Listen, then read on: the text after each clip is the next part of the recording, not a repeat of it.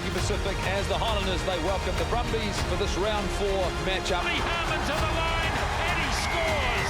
Oh, that's some try, Billy Harmon. Slings it across right, and Tom Wright stretching, and he scores. And the victory is with the Brumbies. Oh, look. Inisi, oh, Tepu ran a beautiful line. Uh-oh, uh-oh, uh-oh. Nottingham on the inside, and it's a stunning try from the Chiefs. It's on out wide right for the Blues. Week 4, and the Hurricanes come to Christchurch unbeaten, top of the table. Over they go, and it's a try. This night belongs to the Hurricanes.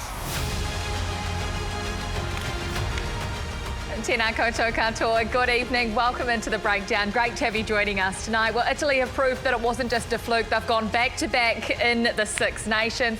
As for the Crusaders, well, they're on the unwanted side of history, 0-4 to start the year in 2024, and their injury toll has just got greater with Scott Barrett added to the list for a lengthy period. We've got a couple of special guests joining us on the program, former Irish international Isaac Boss and head of the New Zealand Rugby Players Association, Rob Nichol, to discuss the future of the game. A couple of very important topics as well. But that was a weekend that had it all. Sir John Kerwin's been cooking up sausages. Italia. How good was that try? Gold, did you see that try? We did a rehearsal and no one mentioned Italy, and then all of a sudden you open the show and finally... I wore my shoes, look. Can you see those? Italian suede, is it? Yeah. It was So great. good. It was awesome. And they did it in style, was people. awesome. That's good. Dressed the best, looked the best, played the best.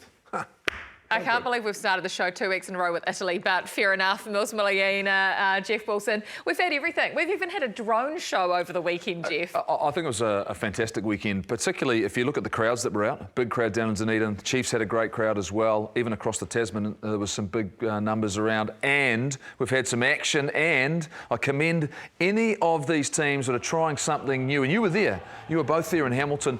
This I liked it. drone show was amazing. We had the St Kilda Pipe Band down in Dunedin. They were going off, no doubt about it. The zoo had plenty of action as well. So I think, and this here, we've nominated Mils Muliaina to catch the Colonel. There's a bucket at the end for you, mate, if you can catch him. One bucket. I'll put Mills forward. But how fast is that Colonel going? Like, can you catch him? JK, you just want the KFC. Yeah, I want Mills to run. I want the KFC too. But teams are trying new things. Sponsors are coming on board. Really loved the light show. Looked amazing on television. I think there's the little things. Teams have got to continue to do more of it. I was excited by what I saw. And the rugby's good. Yes, yep. It's competitive. Referees are really good. It's an open game. There's lots of tries. So it's a complete. You can't just have the light shows, and I think it's fantastic. I totally agree with you. But you've got to have the whole package. Footy's got to back it up, and the footy's been good. Can we just go back to the catch the Colonel for a moment? Because someone has timed that, and 50 metres in 8 seconds.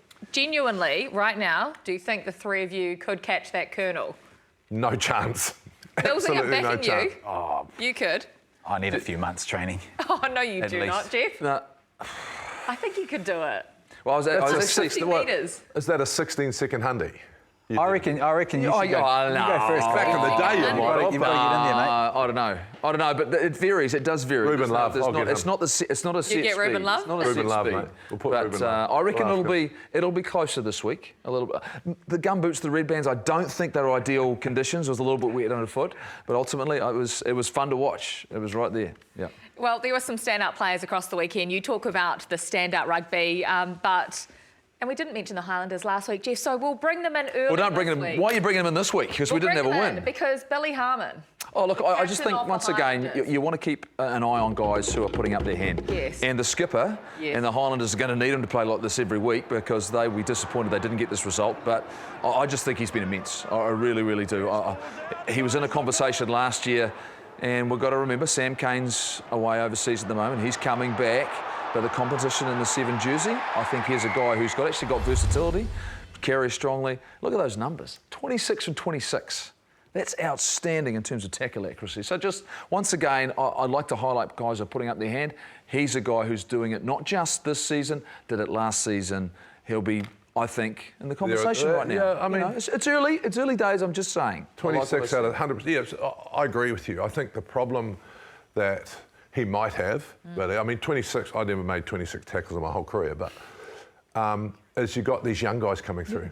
Peter Lakai, you know, Yes. but there's so much, and has always been, Mills, like 6, 7 and 8 for New Zealand. We just keep producing them. So if he keeps performing like that, it's going to be interesting. I like the way he's come back. I mean, he was stood down last week, and what a way to respond. I mean, on a personal level, his performance in the weekend was outstanding. And as you say, I mean, you look at his overall performance. Okay, he got 3 turnovers. You'd probably want that number up a bit. But when you look at the overall picture, you mentioned, you know, Peter Lakai, you know, Flanders and co. When you're starting to put guys together in that All Black jersey, I mean, do those numbers need to really be sort of that high in fetching them? Because they're all doing it. Well, it's just nice to see. I think the combination, particularly the Hurricanes, the loose forward trio, the 3 of them. They've got Brad Shields to come back into the mix, the team captain right now. So will he get back in? Is he going to fit? Brad Nyose.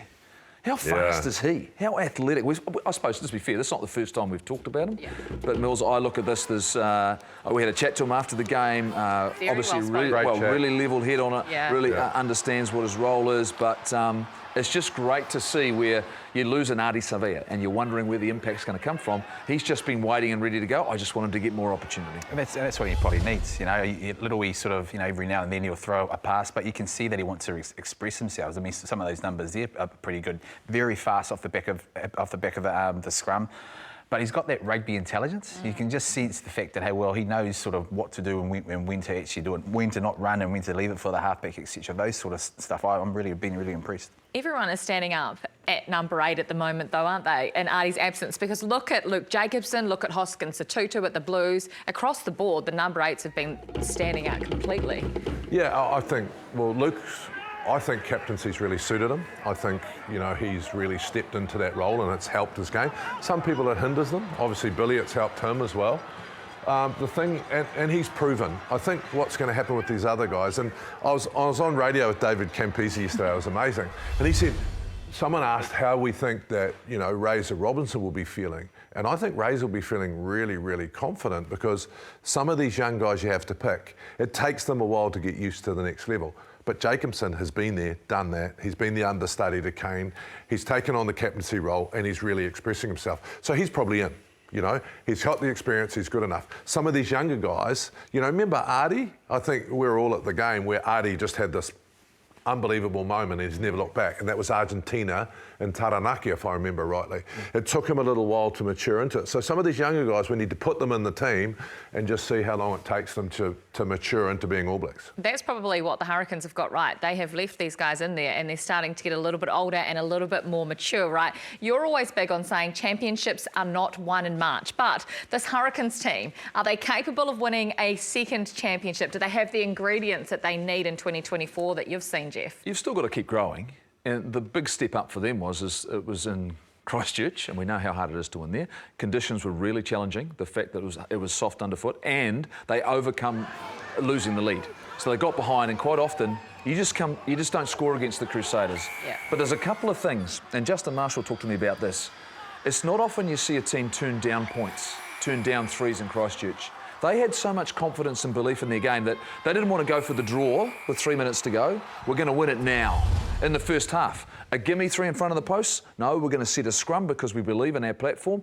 Xavier Numia, Tyrell Lomax, Asafa Amor.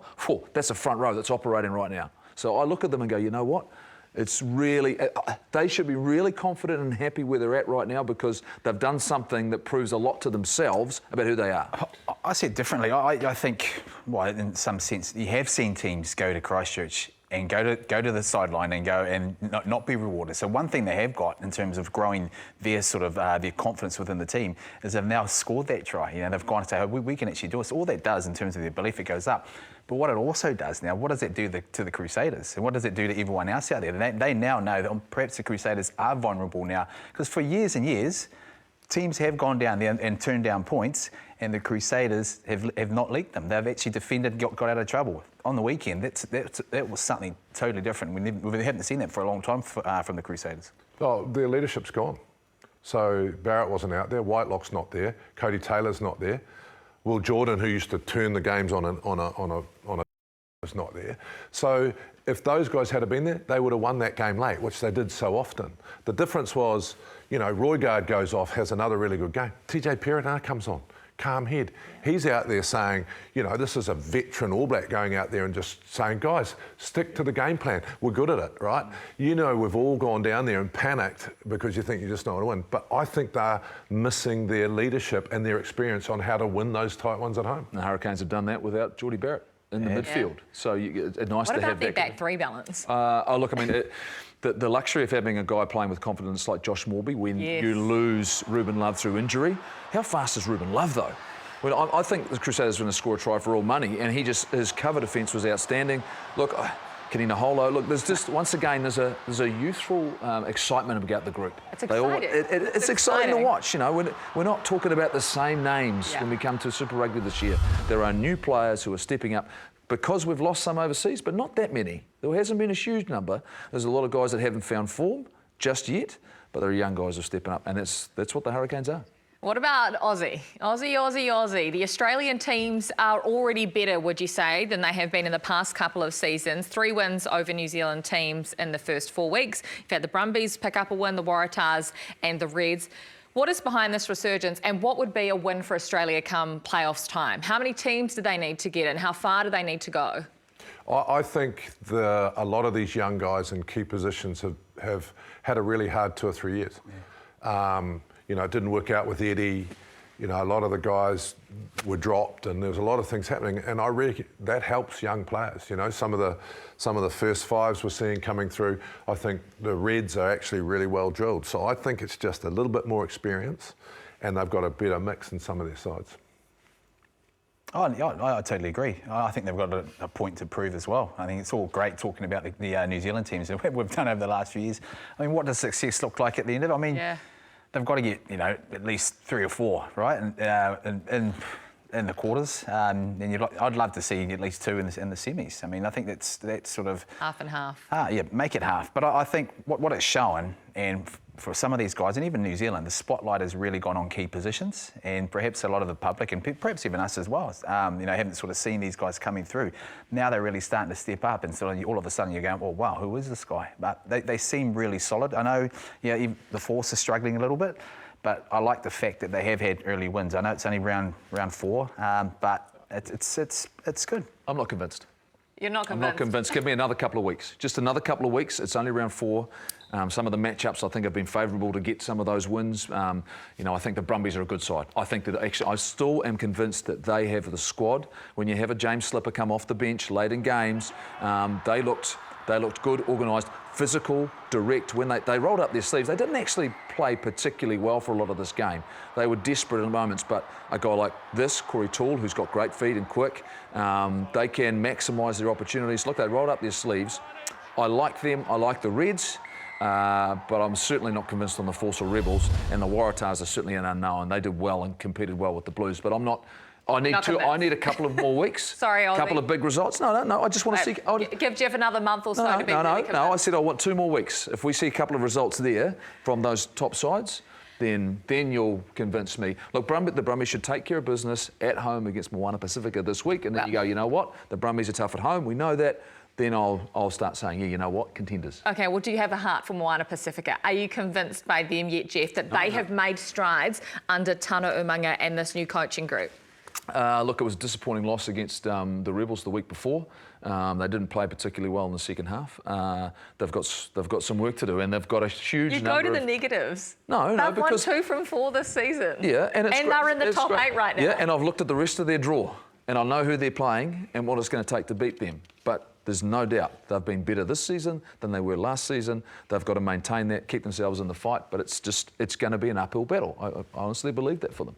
Well, they're way better than they were last year, I believe. Yeah. The second thing is you need confidence. And if you can get a couple of wins early, then you start believing in all the systems, you start believing what Tana wants to do, and you start getting more confidence. And I think this team will grow exponentially if they can win a couple of big ones.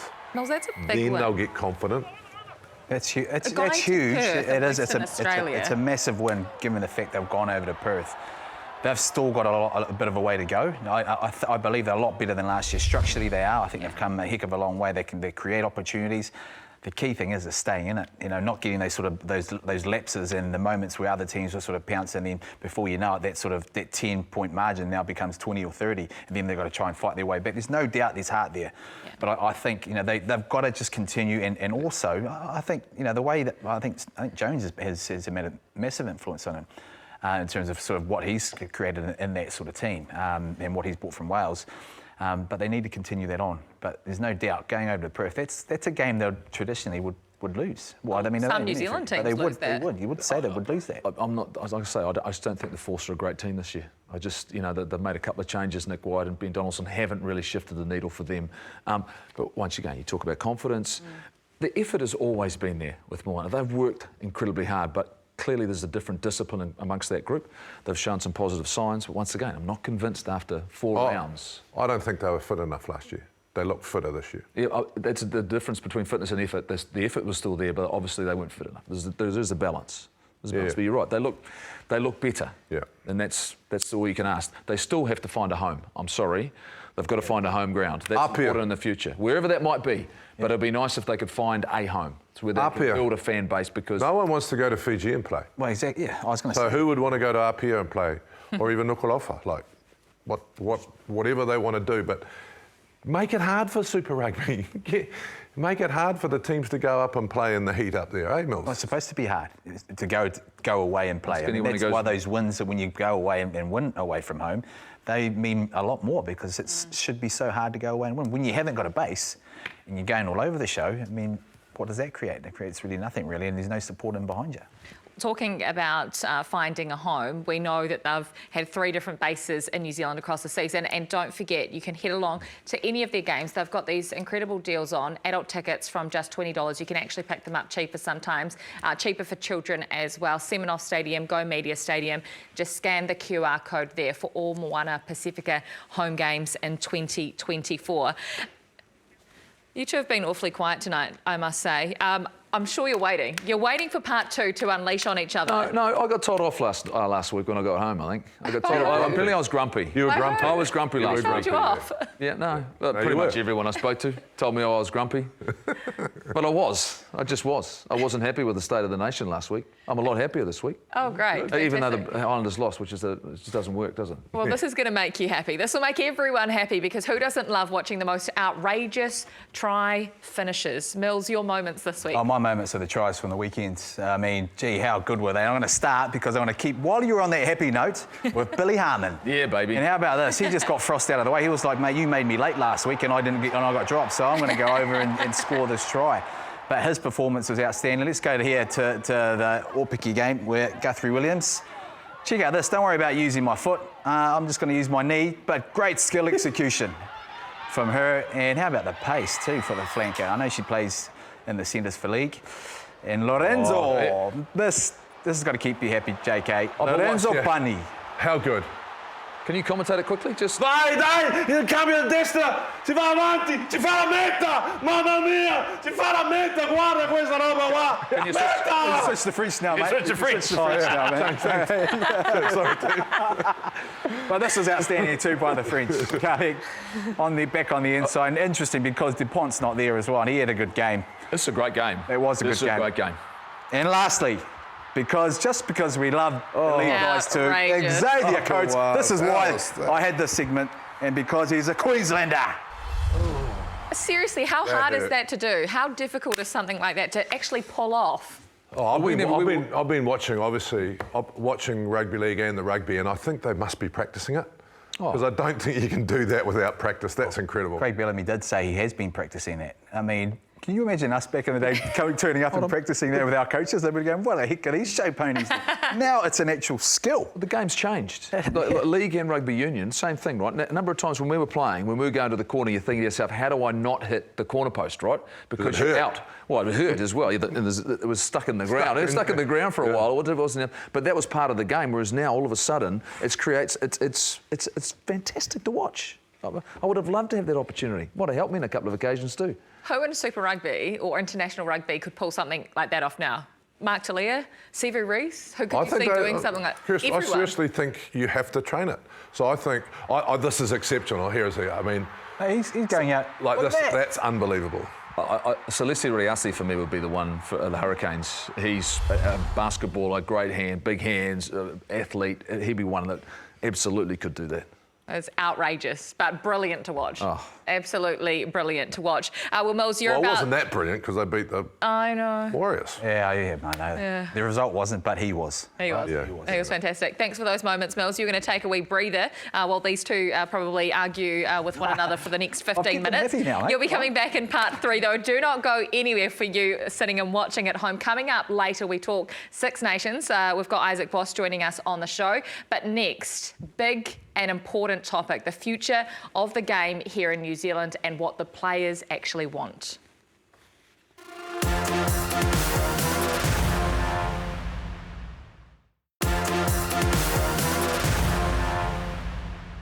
No mai, hoki mai, welcome back into the breakdown. Well, we're so lucky to have Rob Nicol joining us here from the New Zealand Players Association. Great to have you on the show. Very brave coming in without the jacket on, I must say. Quickly, where's his jacket tonight? I don't know, but he looks cool, so I just haven't mentioned it. I thought you just forgot to put it on. No. No, are you sure? On purpose. All right. You know what you're dealing with. I missed the these two. envelope. I didn't realise the fashion statement. I'm from Waikato, like Southland. I'm not Auckland. Are you ready to get stuck in? Because you know what's coming. Yeah, this is important. This is good. Oh, brilliant. Okay, well, the reason why that we have Rob joining us on the program now, you may or may not have heard about the Pilkington Review. The name is not important, but the content is. This review was conducted at the end of last year into those running the game in New Zealand and whether or not those in decision-making positions are still right to run the game in 2024. The independent review suggested the current governance model is not fit for purpose, and here are the recommendations. So the recommendations are that the New Zealand Rugby Union adopt a board of 9 independent directors. This is really important, and Rob's going to explain more to us. They would be picked by an appointment panel of 2 people, independently appointed by the Institute of Directors, a New Zealand Rugby Board appointed person, and 2 picked by the new Stakeholder Council. It is now widely understood that New Zealand Rugby are going to call a special general meeting to discuss it with their members. So, Rob, it's very messy, it is very complicated right now, but tell us first of all, because you have said that this is the most important decision the game has had since it turned professional in New Zealand back in 1996. Why is it so important? Yeah, well, thanks for having me on. It's been a really positive show today, so we're going to keep that theme because I think what the game's got here is a massive opportunity, and we've got to take it. The historical models with which we've governed the game in this country have served a purpose, they've served well. But the big question that we all asked ourselves going back 9 months now was, are we fit for purpose for the future? And when you look at the state of the game from the community, most importantly, the community levels right the way through the high performance, right through to the commercial world, you're looking at a situation where the world has evolved, society's changed. Sport at all levels in the community space is struggling. The skills and knowledge needed to keep a small country of 5 million people at the top of rugby globally, when we're isolated in the bottom of the world with a small economy, the skills required for that are different than 20, 30 years ago. And we've embarked on this new partnership with a global private equity company who are sophisticated, smart, capable people. We need a board, and everyone agreed we wanted a board for the future. Off the back of that transaction, we want a board for the future that's going to put this game in great stead in the next 10, 20, 30 years. So it's an opportunity for us to be fit for purpose moving forward, and we have to take it. So, Rob, why is there uncertainty right now in terms of this decision-making process, and how important is it they get it right? Because what could happen if we don't get it right? Yeah, well, that's fair. Look, I think, and let's a bit of honesty. There's a bit of distrust, lack of confidence in the game at the moment. There's some real challenges out there, and I think people are looking for that leadership, just like a rugby team, right? We're looking for our leaders to come and get us all on the same page, clear set of what we're trying to achieve, clear set of behaviours we're all going to adhere to. And I just feel that rugby in New Zealand, it's what's always stood us in great stead. It's a real all black teams and black ferns ethos. It's team first, we're all on the same page, same locker. And I think we're looking for that in New Zealand at the moment. And that's why it's really important. I think we've got the opportunity to do it, and we've just got to take it. Yeah. What will the players do if the recommendations aren't adopted? Yeah. Well, from our perspective, from the players' perspective, we found ourselves involved at this period of time when we did the transaction with Silver Lake, and we found ourselves having to not think of the professional player base who we represent, but think of rugby in this country. And so when we worked through, the whole game, coming back to your question before, Jeff, the whole game agreed that we needed to do this. The whole game agreed the terms of reference. The whole game, effectively, through processes, agreed the panel, expert panel, to undertake the review. The panel themselves spent months talking to everyone, taking submissions, reviewing information. They prepared and presented transparently to the country. It's online now on the New Zealand Rugby website. A very comprehensive report that answered the question that we wanted. Are we fit for purpose? The answer was no, you're not. And they gave a lot of examples of where we are falling down or where we have fallen down. Not all of it was exactly accurate, but there was enough in there to say, man, you've made your case. Everyone accepted those outcomes. Everyone accepted that we're not fit for purpose. Now the only thing we've got to nail is the implementation of the expert panel's best practice recommendations, because those recommendations are based on best practice governance. Seems logical. Seems not in like New Zealand. It should just happen, right? If everyone's agreed to it. Can we afford compromise in this situation? Because that's the discussions I'm hearing, is the fact that we are not prepared to make the ultimate sacrifice, we're starting to, with the horse trading, of not prepared to give something up. Do we need to find a way to get past that? Well, I'll come back to your question, JK, about what the players can do, but it's not kind of the focus. The focus is exactly what you're saying, Jeff. How do we get there? History, it doesn't matter whether you're sport or war or education or health, it takes courage to make really big decisions in key moments. And what we're asking is the members of New Zealand Rugby, the Provincial Unions and Moana Rugby Board, to have the courage to trust the expert panel and commit to the recommendations in their entirety. The worst thing that we could do is say, we're not confident in the recommendations, we're going to go off and develop our own. But straight away, you've contradicted the conclusion of the report, because the report's telling us we're not structured, we're not fit for purpose to govern the game, let alone develop our own recommendations. So it's a matter of trust and courage, and that's what needs to happen now. If they don't go through with the adoption of the recommendations, then you end up with a mitigated model, and we may well more than likely end up exactly where we're at now in 2 years' time, and everyone goes, that was a waste of time, or we ended up with a substandard outcome which has not delivered what we're looking to deliver, and that would be fatal. Is there a hard line to adopt the recommendations, or is there a transitional process where you step towards it? Yep, quite possibly, and maybe that's where the solution lies, but we must commit to those recommendations in full, is our view. I know Dame Patsy, she's apparently doing an amazing job. You can sort of understand that if she takes something and the unions that are making these decisions don't agree with it, they could just say no. Yeah. So you still don't believe there's somewhere in the middle where you go, we need to get there? Because what if they just say no in the meeting on Thursday? The sweet spot in the middle would be a transition to the full recommendations, and that's probably an area that's been looked at. But what we've noticed over the last 5 months, having seen various proposals come on the table, is they actually just went a long way away from the recommendations. There's been some developments in the last 4 or 5 days, and I think people are starting to realise, actually, we've got to own this decision in our communities. So every Provincial Union Board member, not just the chairs, every board member out there watching this, we're trusting you guys. You've got to live with this decision moving forward. So take the time you need. Don't rush to an SGM. If you feel that the principles of the recommendations are there or thereabouts, and that's probably the most positive thing, no one's disagreed with the concept of an independent board. No one's disagreed with the concept of an independent appointments panel to appoint that board. Everyone seems to be on board with that, and that's a long way for the game to come. It's the detail of how you elect that appointments panel and the role of the stakeholder council that seems to be causing a bit of angst. But if we keep working, then I think there'll be a transitional model that will allow us to get to the recommendations. We've just got to keep focused on it. So who's the problem then? If everyone's agreed to this, who's holding this up, or who's holding this to ransom? Because I mean, I could come out really hard now and say, for example, what's the role of the NZRU board? Do they stand down and reapply through this new process to give everyone confidence? We would say yes. But then again, there's logic to suggest you don't want to lose all that IP straight away. But we would say honour dictates and the report dictates that you probably should do something along those lines. So ultimately the NZRU board has the ability to lead this. For some reason, they're hesitating in doing that. You're right, Dame Patsy, and everything I've seen in her, she works incredibly hard, fantastic woman, and she is trying really hard here to get to the right outcome. I know that for a fact, but you've got to take your whole board with you.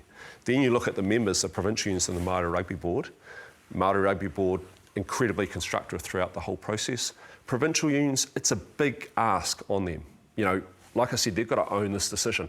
Imagine if they say, OK, we're going to go with these recommendations, and then the stakeholder council gets approached and they appoint some people and the appointments panel's not quite, it doesn't quite work. So I think there's just a natural human thing going on here, which is, hang on, if we're going to do this, we want to be able to trust it. And I think that's where the solution lies, is the transitional model we use to get to the ultimate recommendations has to be one that engenders trust from the provinces to get their confidence in it. And I think that's where we're just missing at the moment.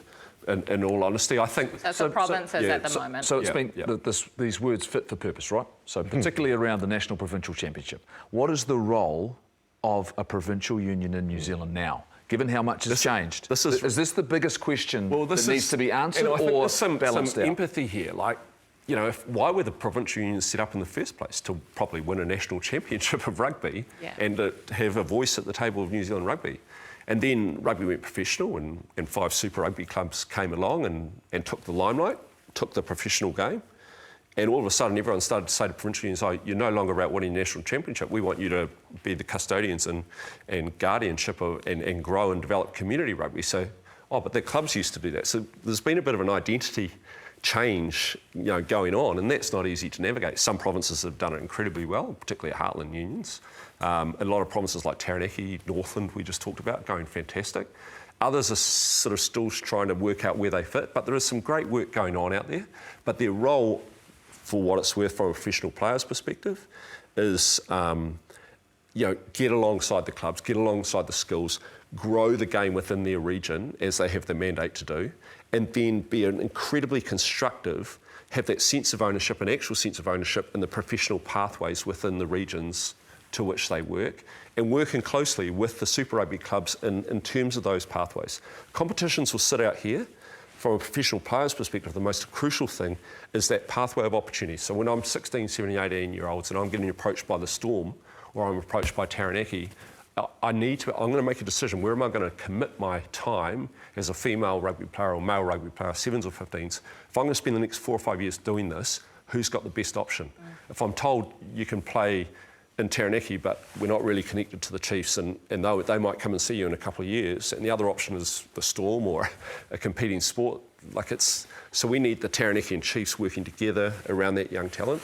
So the provincial unions, what I'm saying is they've got a crucial role moving forward, but we need to create that clarity around Super Rugby clubs, provincial unions, roles and responsibilities, and how it all fits together is what we feel. Rob, in the report it mentioned that we might have too many professional players here for our size. Maybe we haven't got enough. How do you, well, if we're going to resize our country, if NPC is not fit purpose, then it's not going to have the look at it as now. I mean, are you looking at it from players? I think saying the NPC not fit for purpose is a really dangerous statement from our perspective. Like, we wouldn't agree with that. Like, we've got a bunch of members, some of them are fortunate enough to get selected for the All Blacks to play rugby championship.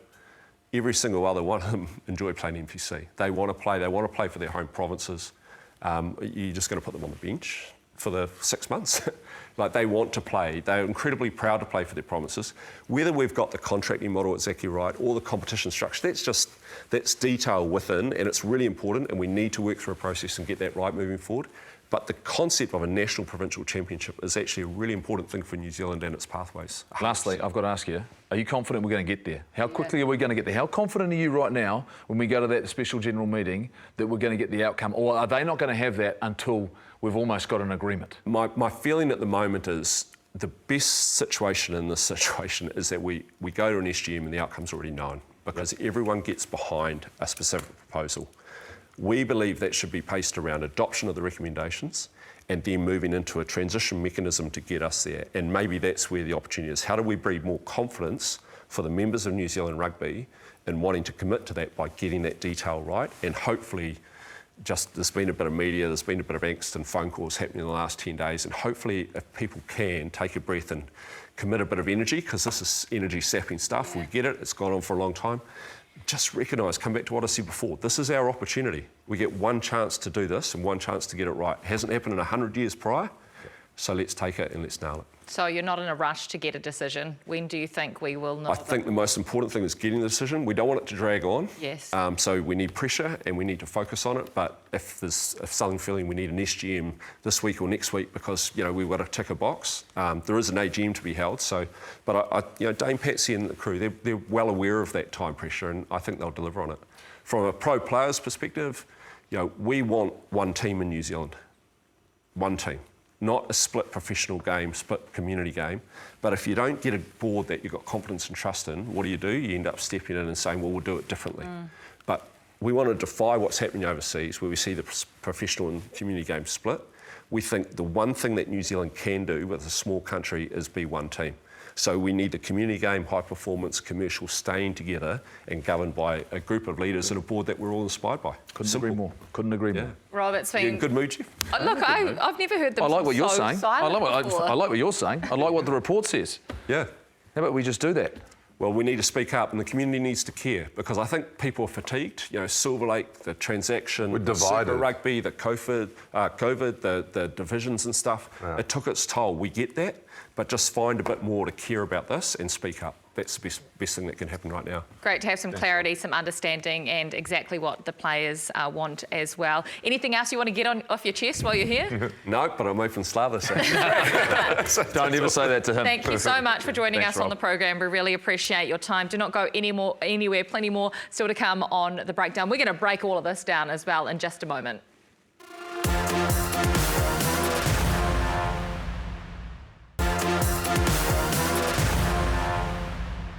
It is a very meaty topic, the governance issues in the game in New Zealand right now. But I guess the one thing that you can take out of that, and you all agree, everyone in decision-making positions in New Zealand agrees right now, is currently the game is not fit for purpose. So it's what you do about that.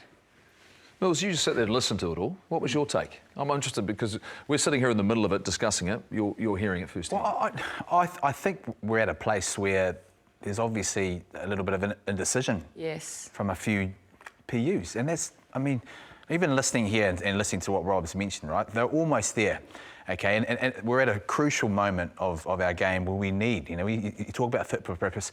That's just on the recommendation that's happened. Right? I don't think we dive into whether NPC's fit for purpose. There's other aspects in there that we've talked about.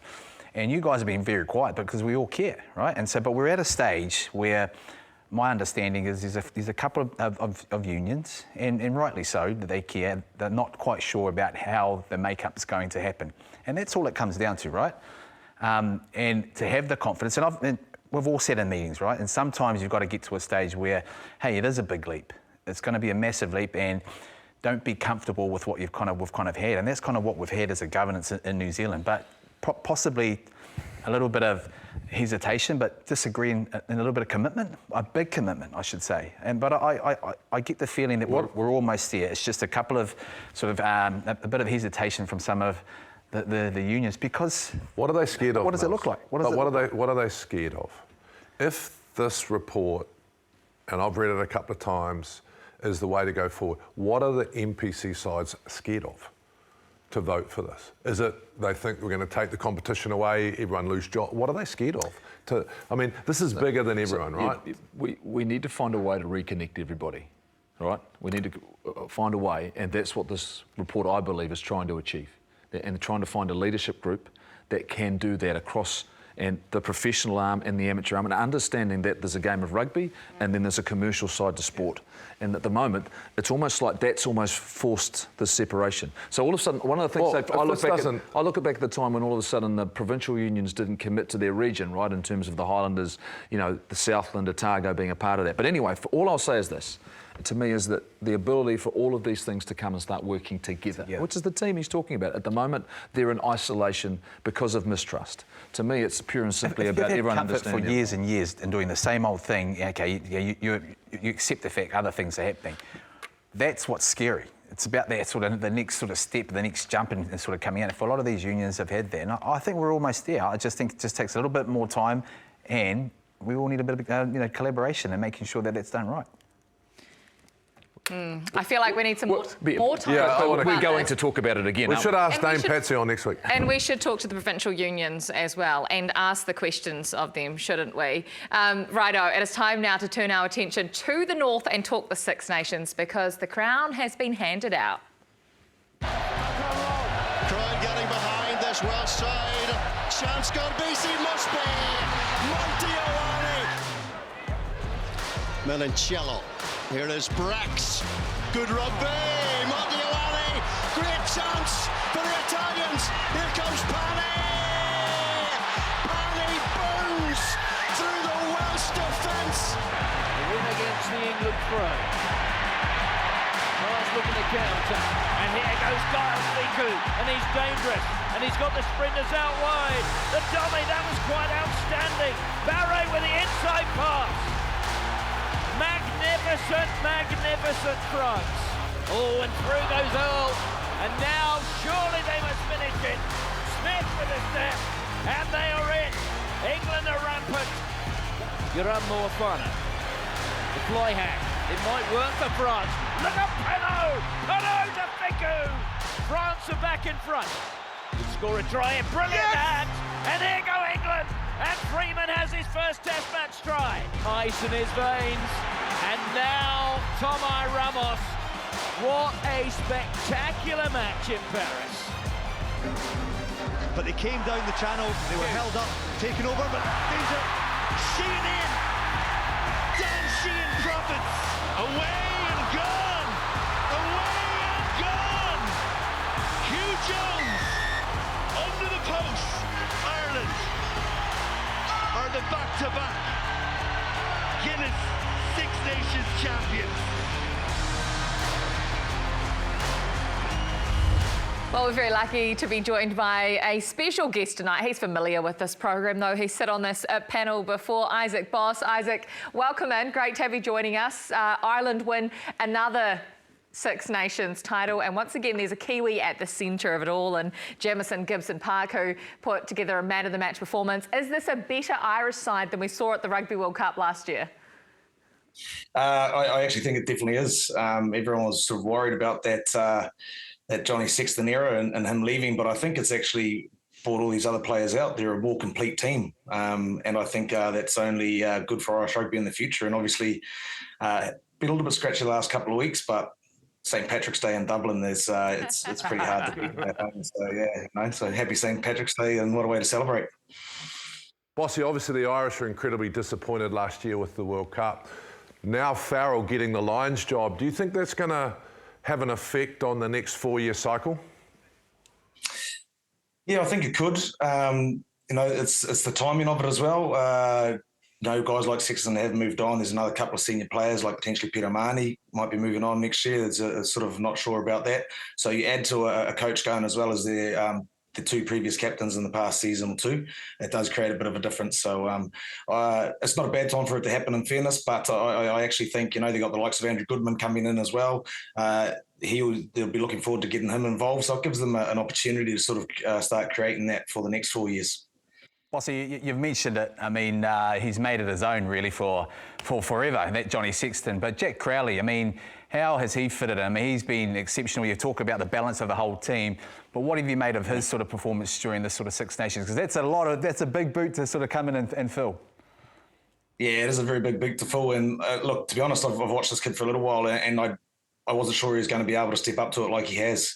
But I actually think it's a real credit to the guys around him. We talked about Jamo, how much is his game? He was good last year. How much has that gone to the next level of the Six Nations, as well as Bundy outside him, and Gary Ringrose, Robbie Henshaw, and the likes of the other guys. So he's come in a very inexperienced player and a very experienced backline. I think that's sort of how I think the team a lot more rounded. They've all risen because there's no Johnny Sexton to take control, and he's just gone out there and played.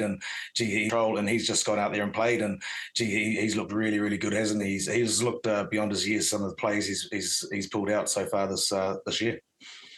Bossy, I've got to ask you, if you talk about the margins between the teams, and we saw it last year at the Rugby World Cup, we're talking single point wins. Six Nations has shown us that once again, so very, very close. Ireland, they go and take on South Africa this year, World Cup champions. We've got them again at the end of the year as well. England are coming to play the All Blacks in the middle of the year.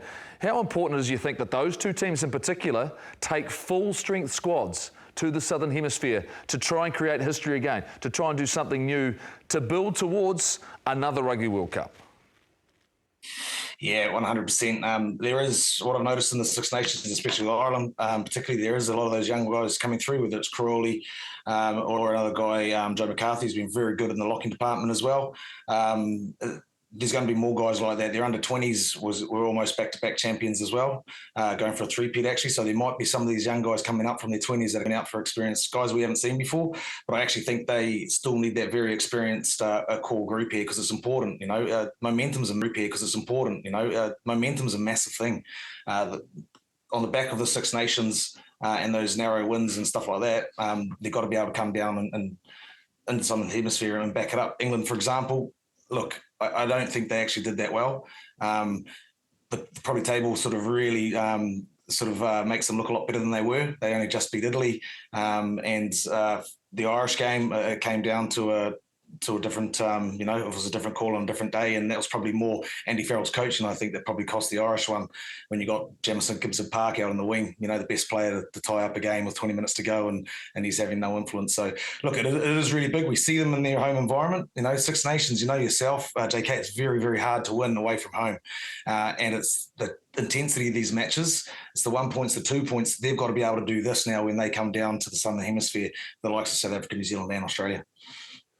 Bossy, what's the secret with Ireland? They must be getting some pretty good stuff right in their high performance. Why are they delivering now world-class players one after the other? Yeah, look, I just think it's and they've always been probably a very structured country for rugby, and they've always stuck to their structure and their skills maybe lacked a little bit, as opposed to down here in New Zealand, we've had all the school and we've sort of married the structure back into it at a later date. So what they're doing now through all the academies is they're coming through, they're knowing numerous ways to play, not just like a 1-3-3-1 like we would here in New Zealand. They're knowing a number of different structures and how to play off the cuff, and they're really starting to attack the line, and all the forwards know the importance of having those little ball skills. You see that tap penalty move out the back today where Andrew Porter scored it. I mean, that was next level. That was really, really good. That's the type of skills you expect from backs, but they're drilling it. They're drilling it from a young level, and they know they've got to be just as good as the backs at these levels, and they can play off the cuff. So it's tough. I don't know how we can counter that, but at the moment they've got a really, really good patch coming through that they're just pushing each other. So it's a lucky environment I think they've got, and I don't know if they can still sustain it, but for the next number of years they've got this talent coming through. Bossy, Warren Gatland admitted it himself that Wales have hit rock bottom. They've picked up the wooden spoon in the Six Nations, and he even offered up his resignation to the CEO of the union. What would you do there? What has happened to them? Look, you feel for Gats, you feel probably for any coach that comes into that environment. It's probably the state of the game, I think, there at the minute. That all the controversy over the last probably 12 months with their professional sides and the Champions League and things like that, their funding's been cut. They're almost semi-professional teams. All their big players are playing away now, and they've also had that year of they had 10 or 12 years of that. Not too much change from a core 15 to 20 players. They've all seemed to move on at the same time. So that succession planning, it's like the perfect storm, financial troubles, senior players leaving. I don't think it's down to Gats. So how do you change that? You just don't have the cattle, and you don't have the resources or the structure in behind you. It's really worryful Welsh rugby, and I don't think there's when you're looking at what they need of the wins, it's year on year, not game on game. They need a couple of years of some good development, blood some of these young fellas, get them experience, try and hold on to them as well, because their market can't compete with any other market at the moment for salaries and things like that, and that's really hurting them. Yeah, it's a crying shame at the moment. We haven't even had time to pump up Italy, but don't worry, JK will do that on every single show this year, I'm sure. Thank you so much for your time and your insights, Bossy. We always appreciate it. Oh, no more Italy chat, because you've done enough celebrating of Italy. JK, I can sense you're still a little bit frustrated. Yeah, like, it really disturbs me. I think it's a massive moment. I think our game's still a bit divided. We need to all come together. I think we should all have a voice. I'm still thinking about things Rob said. Obviously, you know, there's just so much to think about and to talk about, but it is fundamental for our game moving forward. I'm just grateful on the weekends we've seen some good footy. Yeah. Well, more to come this weekend. Chiefs, Highlanders, a couple of big derbies coming up. Crusaders, Blues as well. Looking very confident. Well, your very 2024 champion Crusaders against JK's Blues. Hey. Yeah. Oh no, you changed your mind last week, didn't you? He just missed you there. You changed your mind. Yeah, look, I think for the Blues, really important moment, and the Crusaders are an injured beast, and that makes them dangerous. I can't wait for this game. I can't wait for this game. It's going to be great, isn't it? It is going to be so great. Blues, Crusaders, of course, Chiefs, Highlanders, and so much more rugby still to come. We'll be back next week on The Breakdown to chat a whole lot more. We'll see you then. Now is one of complete celebration. Peter O'Mahony's side, Ireland, are the back-to-back Guinness Six Nations champions. Mighty relief around the Aviva. The celebrations will go long into the night, a St. Patrick's weekend to remember. The third time Ireland has gone back-to-back in the championship.